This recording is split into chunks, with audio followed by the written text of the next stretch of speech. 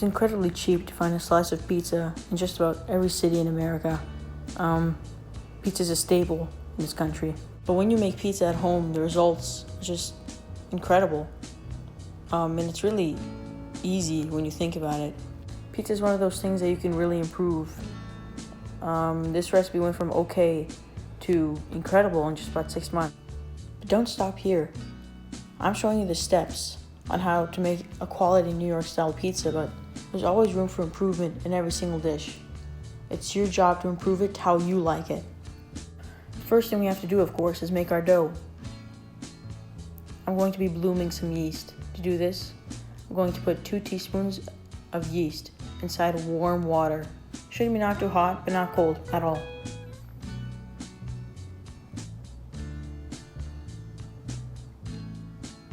Then I'm going to put in 2 teaspoons of sugar. This step is not necessary, but it's important to make sure yeast is alive before you wait for a dough that has yeast that is dead. It won't rise, and rising is essential for New York style pizza.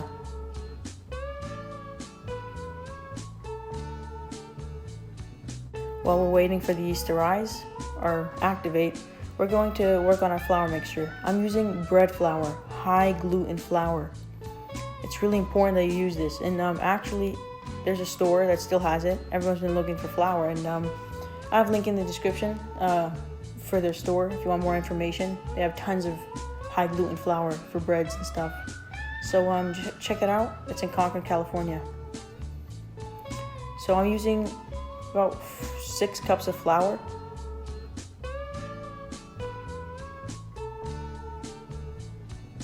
And I have 2 cups of flour in a smaller bowl for kneading.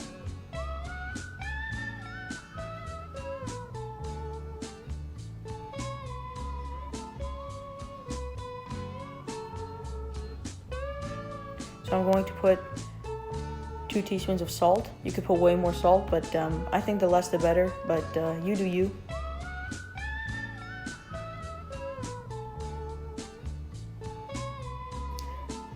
Give that a whisk with a fork or an actual whisk, but I just use a fork so that I don't have to wash a whisk.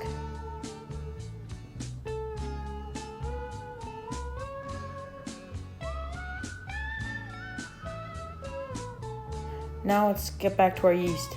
It should look like this after about 5 to 10 minutes. If it doesn't, your yeast is dead.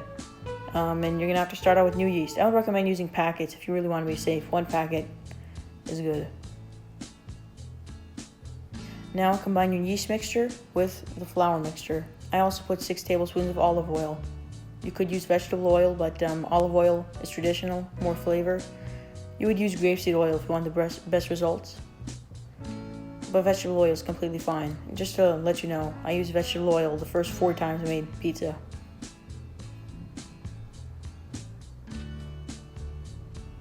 So I'm just mixing that together with a fork. And as you can see, that's way too hard to work with. So I kept on adding more flour until I got a dough that was workable. As you can see, I have a workable dough now. I can use my hands, which is the best tool, really. It's way better than a fork, and if you're too scared to get your hands dirty, I mean, you really shouldn't be making this. So I'm just going to keep on kneading it in the bowl and making sure to pull it over itself. And then I put it out onto the counter. I used oil at first. I did use flour when it got too sticky. So I used the spray bottle, spraying oil to keep my hands from sticking, to keep the dough from sticking to the work surface. I rubbed that around the work surface and I started kneading. So the reason you want to knead is to get a smooth surface, and you want to develop gluten while doing this. This is really important, and you just keep on kneading. A lot of recipes say do it for 8 to 10 minutes, but I let the dough be my test. And as you can see, the dough was sticking to my hand, so I added flour and just kept on kneading.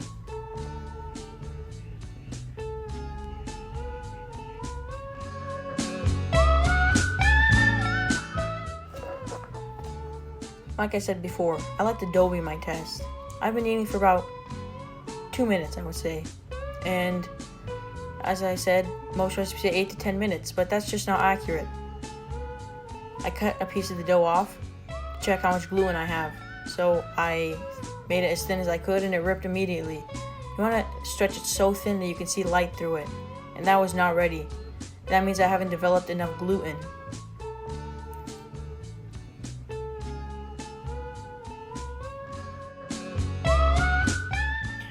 So I've been kneading for about 6 minutes and I'm going to try the test again. Stretch it as thin as I could and I was able to see light through it. I had a window right in front of me, so it was pretty easy to tell. And now the dough is ready to rise.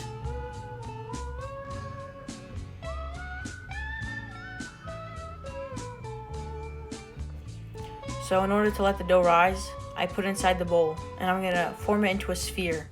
So I stretched all 4 corners of the dough and I stretched it as thin as I could and placed it in the middle. Then I turned the dough over. Then I put it on the counter or my work surface and I started using my pinkies, kind of rolling it around to put all the ugly stuff on the bottom. And this is just to make sure I have a perfect circle while it's rising. So I oiled my bowl, made sure to get the coating all over, because this is really important to make sure that your dough doesn't, that your dough stays moist. And also make sure the dough doesn't stick, of course. And also oil the top.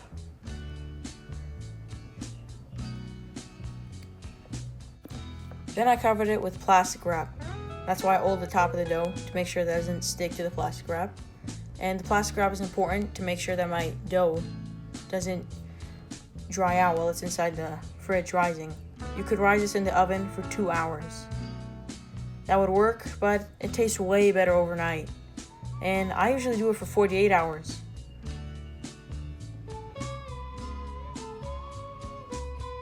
So now I'm going to let this have a long, slow, cold rise in the fridge. And after 24 hours, you can see that my dough has risen beautifully. And yes, you really should punch it like that. It's actually important and it's pretty fun. The dough is completely deflated and I shaped it into a ball using the same instructions as I said before. And I separated it into 4 even pieces. Usually I use a scale to do it evenly, but most people don't have that, so I'm just going to do it this way. First I cut it in half and then I shaped each segment into a sphere. To do that, I'm going to take the corners and just push them over themselves into the middle. And then I'm going to turn it over using the pinky method, and then I'm going to keep on doing that until I have a circle. And I did the same with the other one, stretching each side and pulling it into the middle, then using my pinkies to put all the ugly stuff on the bottom. And there you go, add 2 even spheres. But this recipe is pretty big, makes 4 pieces that can fit inside your oven. Then I took my bench scraper. That's just I use it for other things, but you can just use a knife. And I cut it evenly in half. Then I did the same with the other.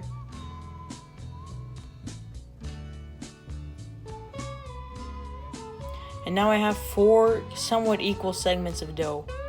And I'm going to shape each one into a sphere using the same exact method, stretching every corner and using my pinkies. And I did it with the second one.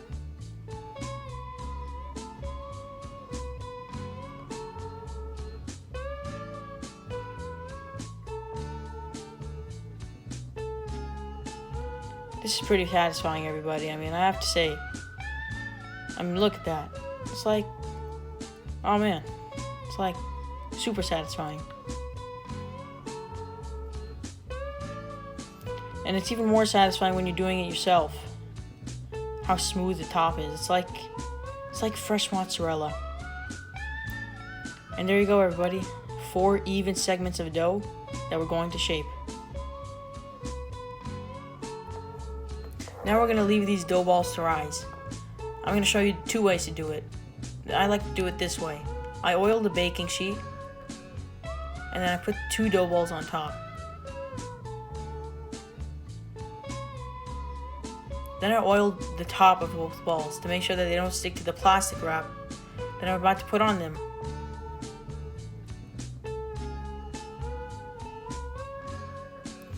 Then I took the plastic wrap, and make sure that you put it loosely. You shouldn't really coat it that much, just cover it. And this is the second way that basically everybody can do if they don't have a baking sheet. So oil a work surface, put down one of your dough balls.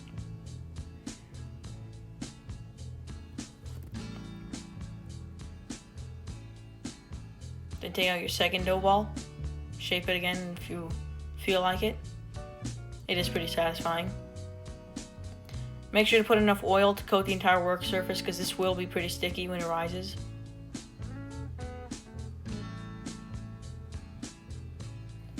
Then try to put on a dish towel, trying to put it on right. Until you remember that you have to oil the top of both of them because it's going to stick. So, yeah. Then cover it with a dish towel and just leave it. While those dough balls are resting, I'm going to be making some tomato sauce. You do not have to cook the tomato sauce. I am from the Middle East, and they feel like if I don't cook something, it's raw. But really, no. I mean, it's gonna cook in the oven. It's really completely fine. And I got away with it this time because my mom was doing work upstairs. And I used 1 can of San Marzano tomatoes. It's the somewhat expensive kind from Italy, but you could use any lesser quality one. And I think it tastes way better, but I did use lesser quality tomatoes the first time. The first 2 times I made pizza. And I seasoned with 1 tablespoon of dried oregano. You could use dried rosemary or dried Italian seasoning if you don't, have any dried oregano. Then I put in half a tablespoon salt and 1 heaped tablespoon of garlic powder. Garlic powder really improves the flavor. And if you want, I would put some black pepper. Just a little black pepper. As you see, I put lots of garlic powder.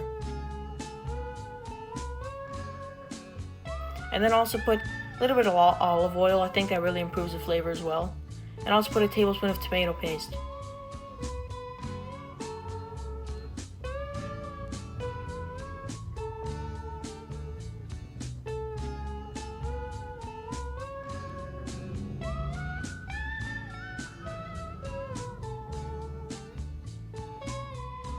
You could put this all in a blender, but I'm going to use my immersion blender. But it would be the same in a blender, but it's way cleaner if you ask me to use an immersion blender. This is whole tomatoes, which I really prefer. You could use ready crushed tomatoes, but tastes way better whole. I feel like it just has a lot more flavor, a lot more tartness, more punch. I don't know, punch. I don't think that really describes it. No, scratch that word. And I just blended this until there were no more tomato chunks. You could do it with your hands if you really like chunks of tomatoes in there. I personally don't. Every real Italian pizza place has a pizza oven. A wood fire oven, really. And that has like 1,000 degrees Fahrenheit. But you probably think you can't replicate that in your home oven, but guess what? No, you can't. But there's a way to get close to it. I'm using this upside down cast iron pan because it holds a lot of heat. You could use a baking sheet. And I'm going to heat this to 525 degrees Fahrenheit, convection bake. If you don't have convection, just don't use it. For today's pizza, I'm using whole milk, low moisture mozzarella cheese. This is traditional. You don't have to do any cheese mix. This is the greatest cheese you'll ever have. And I use Galbani, my favorite company, and you can find it in Safeway, maybe Walmart sometimes, Target. And about half of this is good for a 12-inch pizza. And you could use fresh mozzarella for Neapolitan style pizza. I would do research on that. And just grate that. I like to freshly grate it because when you don't grate it yourself, they put caking agents in pre-grated cheese and it just won't melt like freshly grated cheese, and it just won't taste as good as well. Now it's time to shape the pizzas. Flour work surface. And we're going to start by forming the cornice, the outer crust. And make sure to make it way smaller than I did. I made it way too big and it puffed up like crazy. so, I'm just here to make the mistakes for you, so don't worry about it. And once you have the cornice formed, the outer crust, then take your fist and lightly push it out. And leave those air bubbles. That's really important. That really helps with the crust, makes it nice, like airy and crispy. Then I just used my fingers to extend it until I could see light through it. Like I said, I had a window in front of me. Now it's time to actually put the pizza inside the oven. I use this cornmeal, and I put it on top of this upside down baking sheet to use as my pizza peel. Pizza peels are really smooth. This is not, so it's not going to come off just like a pizza peel. But it'll do. I plan on investing in one soon. And I use this cornmeal. That's traditional, but I don't think it really tastes very good. It's traditional, and I guess I like that, but I don't think it tastes good. So I would recommend just using all-purpose flour. Don't be a dummy like me and just use stuff because it's traditional, even though you don't like it. But I put on some all-purpose flour as well, just to make sure that it didn't stick. Because if that thing sticks, it's going to be very sad. Very sad. It will never come off of the peel. Then I picked up my pizza and I put it on top. I tried to keep it in a circle, but in the end it will not be a circle because I don't have a real pizza peel. So yeah. Then I put on some sauce. Put on little sauce, I would say, because this is a very thin pizza. And look, I didn't cook it. It's completely fine. It'll be completely fine. I didn't tell my mom I didn't cook it until she ate it. She ate it and then I told her, I didn't cook it. As you can see, I put very little sauce and I made sure to put an even layer. And you kind of want to work somewhat fast here because it might stick. Then I put on an even layer of cheese. And also, same thing, don't put too much cheese. I always make a mistake with that. If you don't think it's enough cheese, it's perfect. This is a really thin pizza. You could also put some Parmesan if you like it.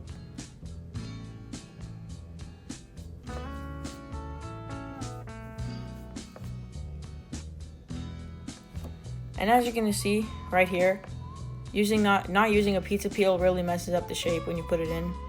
But I have to make do. I don't really care, as long as it tastes good. After about 6 minutes, the pizza was done. So yeah, pretty short. And I used some tongs to pull out the pizza. Gotta have some confidence here, like flipping an egg. And there you go, a beautiful pizza. I put on some Parmesan just to, add some extra flavor. Take a listen to this.